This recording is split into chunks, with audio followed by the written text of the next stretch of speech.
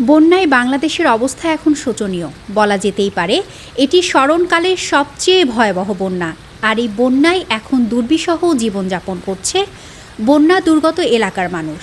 আর দেশের এই চলমান সংকটে এগিয়ে এসেছে সাধারণ শিক্ষার্থীরা।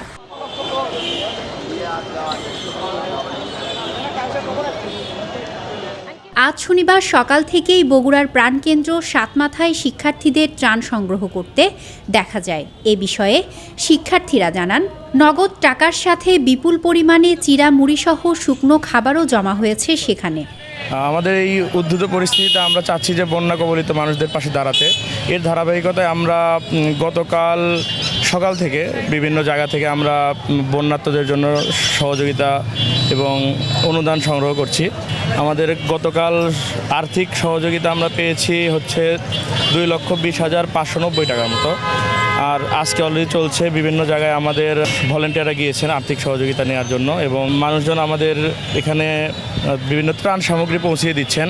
অনেকে অনেক ধরনের কথা বলে, কিন্তু বেশিরভাগ লোকেরা আমাদেরকে আরও, আমরা যখন চলে যাচ্ছিলাম, তাদেরকে পাস করে চলে যাচ্ছিলাম, তারা আমাকে পিছন থেকে ডেকে অনেকে আরও পিছন থেকে আমাদেরকে ডেকে সাহায্য করছে।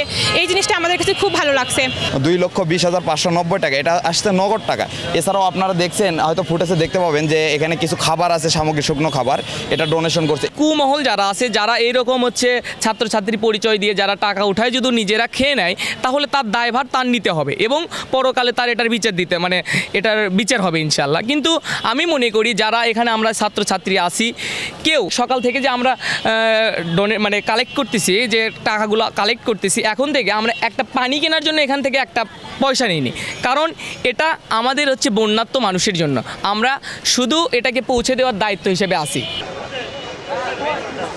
শিক্ষার্থীদের এমন উদ্যোগে খুশি সেখানে ত্রাণ দিতে আসা সাধারণ জনগণ।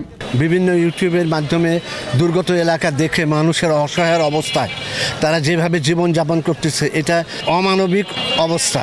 আমি সামান্য একটু ডোনেট করে আমি নিজেকে ধন্য মনে করতেছি এবং আমি ভাবছি আরও সবাই যারা সচেতন মানুষ আছেন তাদেরকে এগিয়ে আসার জন্য আমি অনুরোধ করব। তবে অনেকে আবার বলছেন, বিচ্ছিন্নভাবে ত্রাণ সংগ্রহ না করে পর্যাপ্ত নিয়ন্ত্রণের মাধ্যমে এই কাজ করা উচিত।